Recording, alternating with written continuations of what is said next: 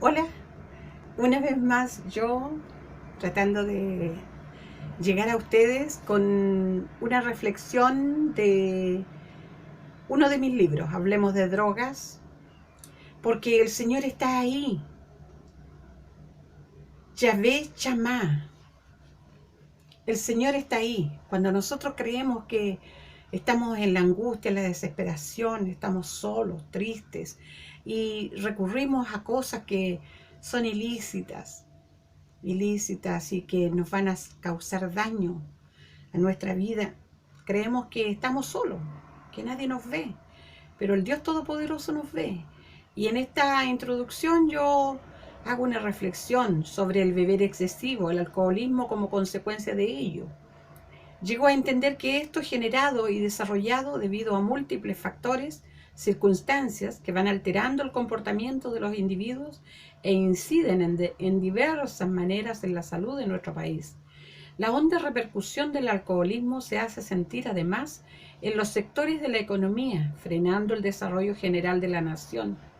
Al respecto se han realizado estudios e investigaciones y se han puesto en marcha iniciativas para desgranar la enmarañada red que constituye el alcoholismo, cuyos factores tratados biológicos, epidemiológicos, un poco complicado, y sociológicos, han llevado a los técnicos y especialistas a delimitar conceptualmente, a valorar su real dimensión, la magnitud y a esclarecer factores de su etiología. Todo esto en alguna medida ha podido, aunque haya sido en la teoría, ahondar con los recursos existentes y ha permitido mejorar deficiencias. Un hogar amenazado por distintas circunstancias recurre a las drogas. Transformar nuestra personalidad y llegar a la persona que usted siempre deseó ser, humilde, agraciado, hábil, ingenioso, apreciado y buscado por otros, libre de estos hábitos. Quizás estas posibilidades están todas allí en usted. ¿No desearía transformarlas en realidades? Quizá el cambiar su físico lo hace ver la vida con otra filosofía. Sí, amigo, es poder, eh, depende de usted y es posible rehacer la personalidad humana. Mas la máxima perfección llegará solamente con la ayuda externa. Puede volverse encantador y realizado física e intelectualmente, pero sin descuidar lo espiritual, dejando actuar sobre sí ese poder superior. No es cuestión de años conseguirlo. Sé de casos que a los 50 años lo lograron renacer, cambiaron en un proceso decidido y entusiasta, una personalidad hosca, tirana, antipática, desgraciada e intolerable, por una encantadora, amable, suave, tolerante, sonriente, alegre, prudente, servicial, amigable. Así, lo que puede entenderse o podría compararse a un milagro es posible, con tesón y disposición de lucha hasta lograr el objetivo. Según un eminente psicólogo, el doctor Carlos Menninger, el proceso de rehacerse la personalidad es un juego que debe jugar toda persona que quiere realizar algo en la vida. A causa del vino, al que rendiera honores y toda su vida al dios griego, la humanidad ha visto tanto deterioro y relajamiento moral. La historia nos relata que el dios griego y romano del vino y de la fecundidad, que fue llamado Baco por los romanos y Dionisios por los griegos, era hijo de Zeus y de una mortal llamada Semele. Se educó con Sileno, el más viejo de los sátiros, deidades de los bosques. Aprendió de joven a hacer vino de uva. Para extender su culto llevó una vida errante vagando por el Asia Menor y la India, de donde regresó a Grecia. Los artistas antiguos lo representan con la frente ceñida, con hojas de parra o hiedra y su carro tirado por tigres o panteras. Por doquier iba acompañado de bailarinas o ninfas llamadas bacantes. Entre los romanos se celebraban fiestas llamadas bacanales. Cada 3 años llegaron estas a cobrar el tal desenfreno que fueron prohibidas por el Senado en el siglo II antes de Jesucristo.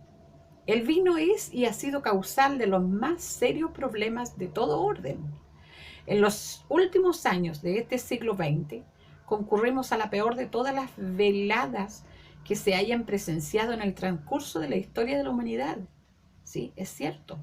Jamás como ahora se ha presentado ante nuestros ojos tan desafortunado concierto de luces y sombras, de alegrías y de penas, de realizaciones y frustraciones, de sabiduría e ignorancia, de amor y de odio, de guerra y de paz, de sueños y ambiciones que jamás llegaron a materializarse, como así de realidades que a veces parecen un sueño, derivadas de esa psicosis propia de la época, y los fármacos nunca como hoy en nuestra humanidad se había visto navegando en un mar de inconsciencia e indolencia colectivas que paso a paso arrastran inmisericordiamente hacia el caos. Quizá alguien refute, siempre ha habido gente buenas y gente malas. Y ha habido gato encerrado. Pero esa no es la idea. Cuando veo a los jóvenes que se pierden en salones de billar, en los diferentes sitios de diversión, hombres y mujeres que se sienten agobiados, apesadumbrados, desconcertados de haber nacido, de estar en el mundo, jóvenes que deambulan de un lado al otro sin saber a dónde ir, sin una meta, un incentivo, un refuerzo, motivación o recompensa, ni un lugar seguro en donde cobijarse. Es entonces que descubro en mí un enorme río cuyas aguas propugnan por emerger hacia otros caudales y infundirse en un solo y gran océano que refresque y limpie a los que caen sedientos y son arrastrados por diversas concupiscencias y que, sofocados por esa vorágine humana que a veces empuja a otros, las desvía, los margina o los marca con diáfanas etiquetas de desprecio, los alcohólicos, los curados, los borrachos, los volados o marihuaneros suelen ser los apodos para designar un mal común que amenaza cercarnos lentamente. Si todos y cada uno de nosotros no nos disponemos a aportar nuestra cuota de esfuerzo para entregar algo, quizá ese gesto de afecto, esa mirada de comprensión, esa palabra de aliento y ese lazo fraterno que una las raíces, esa base sólida que cimiente los pilares de ese núcleo humano llamado familia. Cuando veo que existen tantos hombres y mujeres que van arrastrando sus vidas y que luchan denodadamente por no caer en el precipicio, que buscan desesperadamente una salida a su problema, que lo que intentan no les basta, que lo han intentado todo, que darían todo lo que tienen por zafarse de las garras que ellos llaman vivir, pienso que es urgente y necesario que me sume a la tarea de todos. Termino empleando antes y que reitero porque lo creo así, para que otros puedan ver reflejados en estas páginas e ir corrigiendo algunos defectos de apreciación sobre sí mismos, mejorando esa pobre imagen o despertar la atención sobre algunos aspectos que reclaman preocupación, aspectos que quizás resulten inconexos o paradójicos a veces, pero es bueno tomarlos en cuenta en esta reflexión profunda que hoy dará lugar al nacimiento de esta obra. Y entre, generalidades y generalidades, le doy un vistazo a todo lo que es la farmacodependencia y desde un punto no bíblico, sino que todo el quehacer social que involucra esta dinámica. Y entonces este es el libro Hablemos de Drogas. Después tenemos este otro libro, este era el Hablemos de Drogas, ya, el que recién leí. Este es el otro que dice el Dios fiel, el Emunach, el Dios fiel. Porque son ecos de gloria en el siglo XXI. Saber que hay un mensaje eterno que sigue preguntándonos, ¿dónde estás tú? ¿Dónde estás tú? Cuando Jesús ve a una mujer que sufre, sale a su encuentro y cuando la halla le pone una visión nueva y cambia su estima y valoración personal. es una vindicación con resonancias eternas. Mi ascendencia judeo-cristiana, abuelos y padres que amo, me eleva a los inicios y agradezco desde este tiempo a aquellos que negaron la eficacia del sacrificio del Redentor y lo ignoraron, dándome así la entrada al reino sin condición. Uno de los aspectos más importantes de la doctrina de la salvación es la justificación, y esto lo trato acá en este libro. Fue el redescubrimiento del verdadero sentido de la justificación que dio inicio a la Reforma Protestante. La doctrina de la justificación por medio de la fe es una de las características principales de la Iglesia evangélica. Es central a la manera en que Dios nos salva por medio de Cristo.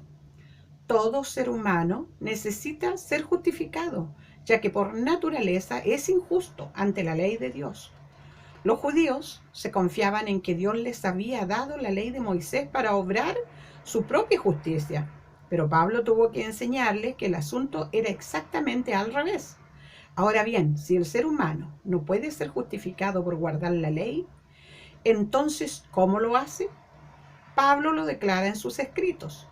Es única y exclusivamente por fe en Cristo. Lamentablemente, al pasar los años, la enseñanza bíblica se tergiversó y por siglos la Iglesia Católica Apostólica Romana enseñó una idea equivocada acerca de la justificación. Los reformadores protestantes lo expresaron de la siguiente manera: la justificación es solo por la fe, solo en Cristo y solo por gracia. Eso significa que tenemos que rechazar cualquier otro tipo de justicia. Algunos judíos querían confiar un poco en la ley, circuncidándose, y algunos griegos querían confiar un poco en su ascetismo.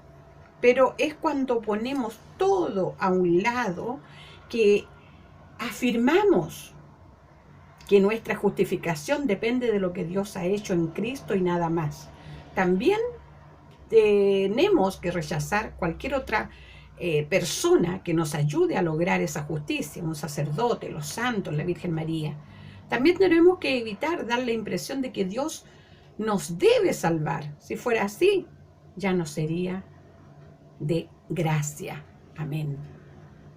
Y así, un montón de excusas da el género humano, da el hombre desde que es hombre, y se ha llevado de excusa en excusa. No tengo tiempo, todavía no es mi hora, no me ha llegado, no me da la claridad, no sirvo para eso, la tentación es más fuerte, mi vida está bien, bueno, etcétera. Todas esas cositas, esas disyuntivas están en este libro que se llama El Dios Fiel, porque aunque nosotros seamos infieles, dice su palabra, Él permanece fiel. Amén. Otro libro de mensajes también, El Dios de los cielos, el Ha-Shamayin, el Dios de los cielos. Nuestro Dios Todopoderoso nos habla desde los cielos, habló antes por los profetas, ¿no es cierto? Habló de distintas maneras en la creación misma y sigue hablando, pues. Nuestro Dios eterno sigue hablándonos y sigue hablándonos. Y una forma en la que nosotros podemos hablarle a Él es haciendo oraciones, porque Él nos habla a través de su palabra y nosotros le podemos hablar. Quizás si usted no sabe cómo comenzar, hágalo así. Oramos a Dios Padre en el nombre del Señor Jesucristo y en el poder del Espíritu Santo. Ahí presentación breve de usted ante el Señor, confesando secretamente su debilidad y hierro para ser aceptada e interceder a continuación. Ahora libres, oramos en esta unidad sin fronteras geográficas, sin denominaciones o discriminaciones, todos unos en su presencia. Intercedemos en este pequeño momento, apartados ante nuestro Dios, por cuantos sufren, por los que están secuestrados por el diablo y a merced de él, por quienes se han alejado, han dejado el redil en pos de otros pastos, de otras aguas, de otras voces, de otro pastor, dejaron también al obispo de sus almas. Rogamos para que alzando sus manos caídas y enderezando las rodillas paralizadas, puedan pararse en los caminos y preguntar por las sendas antiguas cuál sea el buen camino y anden por él. Rogamos al buen pastor que mire a sus hijos como ovejas que no tienen pastor y los haga volver al rebaño y les dé pastores según el corazón de Dios, que los pastoreen con ciencia y con inteligencia, para que nunca más anden comiendo las algarrobas que ofrece el mundo, enmascaradas de alegrías y deleites mentirosos. Rogamos que mire a su pueblo con misericordia y con ese amor eterno que no cambia, que permanece inalterable, ese amor que es fiel aunque ellos sean infieles. Rogamos, Padre, quite la venda de sus ojos y calme la sed del alma. Obre en ellos liberación, vagan tras los deleites temporales de la carne y mancillan su honor, despreciando el señorío que Cristo les dio un día. Rogamos, Padre, que enjugue esas lágrimas, corte esas cadenas, quite pesados yugos, limpie sus vestiduras y ponga en ellos su espíritu. Reclamamos con la autoridad que nos es dada por nuestro Señor Jesucristo a esos escogidos que una vez aceptaron la salvación y que casi están desmayados en el camino. Nuevas fuerzas a quienes un día gustaron las delicias de la vida con Cristo. Intercederemos por todos los que aún no le conocen para que sean sensibles a su llamado acerca del fin de los tiempos y la restauración junto a Dios. Bueno, y eso sería como la introducción del libro Mensajes de Gloria 2 del Hashamayim, Dios desde los cielos hablándole a su pueblo. Y enseguida tenemos el libro Evangelismo Personal Explosivo 4, Las reclusas en discipulado eficaz. Ahí un discipulado que hice cuando ejercía capellanía al interior de la cárcel femenina. Y dice: como seguidores del Señor Jesús no solo podemos, sino debemos mostrar misericordia. Aunque es una aseveración a los que pocos se atreverían a refutar, debemos meditar con cuidado todas sus implicaciones y evitar que se quede en lo abstracto. Igual, ¿cómo hacerlo cuando escatimamos el número de visitas a nuestros padres y abuelos? ¿Cómo hacerlo cuando como padres ni siquiera atendemos los eventos deportivos o culturales en las escuelas de nuestros hijos, cuando hemos dejado de jugar con ellos? Y la misericordia es solo un bello concepto, sino también es entenderlo y aplicarlo, siendo capaces de hacer algo práctico y real por alguien. Destacaré solo aspectos que considero relevantes y de importancia para el crecimiento y fortalecimiento de la fe evangélica en el país, siempre en el mismo ánimo de fortalecer los conocimientos de los miembros de la Iglesia. He insertado parte de mis estudios de teología en este tema. Por definición, el término significa resistencia al cambio político espiritual, y también es definido como el rechazo al cambio histórico, cuya orientación y valoración del pasado oscila en el statu quo de las condiciones existentes. Emerge como una respuesta a la Revolución Francesa y un poco menos evidenciada hacia la Revolución Industrial. El ascenso del poder en 1928 en Chile, los conservadores, es como una resistencia al liberalismo. Muestro esos artículos decidores en la formación legal del cristianismo evangélico en Chile y veo que existe un aspecto positivo. El presidente velará por el orden público dentro de la República, y aspectos negativos, guardando y haciendo guardar las leyes de la Constitución y de la República. Expender decretos y reglamentos que sean convenientes para la ejecución de la ley. Solo se permitirá a la Iglesia Católica, Apostólica y Romana, con exclusión de otras. Presentar a los arzobispados dignidades y prebendas a las iglesias y catedrales a propuesta internas del Consejo del Estado. Ejercer las atribuciones del patronato respecto de las iglesias, beneficios y personalidades eclesiásticas con respecto a la ley. Atribución del Consejo del Estado proponer por los arzobispos. En conclusión, aunque la administración de este periodo tuvo sus aspectos buenos para la República naciente en cuanto a orden, comercio y otras áreas del quehacer social, concluimos que sentó las bases para una legislación autocrática y restringidas Las libertades para la iglesia evangélica. Cuando el Hijo del Hombre venga en su gloria y todos los santos ángeles con él, entonces se sentará en su trono de gloria y serán reunidas delante de él todas las naciones y los apartará unos de los otros, como aparta el pastor las ovejas y los cabritos. Y pondrá las ovejas a la derecha y los cabritos a su izquierda. Entonces el rey dirá a los de su derecha: venid benditos de mi Padre, heredad el reino preparado para vosotros desde la fundación del mundo. Porque tuve hambre y me disteis de comer, tuve sed y me disteis de beber, y fui forastero y me recogisteis. Estuve desnudo y me descubristeis, y enfermo y me visitasteis en la cárcel y viniste a mí. Entonces los justos responden diciendo: Señor, ¿cuándo hicimos todas estas cosas? Y entonces el Señor le dirá: cuando lo hiciste a uno de estos pequeñitos, a mí lo hiciste. Y de la misma manera a quienes no lo hicieron, les responderá: por lo tanto, apartados de mí, no os conozco, hacedores de maldad. E irán estos al castigo eterno y los justos a la vida eterna. Bella palabra. Mientras lo lee con detenimiento, por favor reflexione que existe mucha gente en necesidad de consolación. Puede leer Mateo 25, del 31 al 46. Y esto está como parte de lo que se hace al interior de las cárceles enseñando el Evangelio. Entonces yo cada vez que el Señor me inspiraba un tema, una temática, una enseñanza a darle a las internas, yo iba tomando nota, tomando apuntes, y lo he traducido en entonces libro para que la iglesia sea fortalecida y enseñada al respecto. También hay otro que habla del ayuno.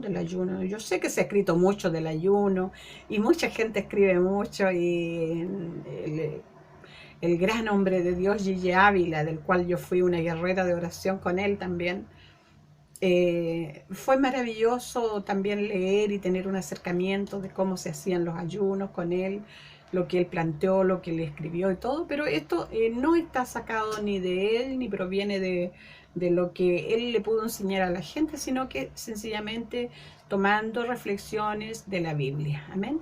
Que el Señor le bendiga. El ayuno. Cuando el Señor dijo, le preguntaron a él por el ayuno: ¿qué pasa con el ayuno? ¿Qué pasa con el ayuno? Cuando el maestro les sea quitado, cuando su Señor les sea quitado, entonces ayunarán, dijo él.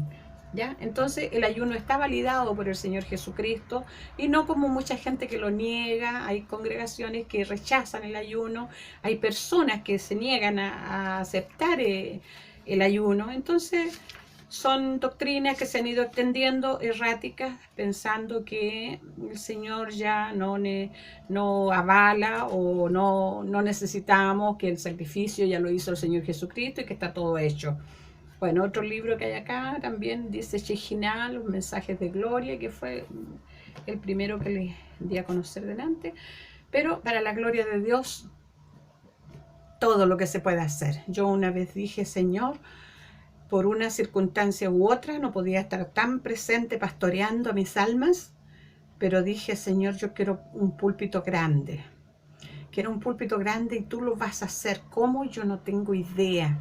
Yo sé que un día, Señor, tú me vas a levantar en el poder de tu gloria y me vas a abrir un púlpito grande para hablarle a las almas, para comunicarme con ellas. Señor, todo lo que yo he escrito, todo lo que tú pusiste en mi mente, lo pongo a tu servicio.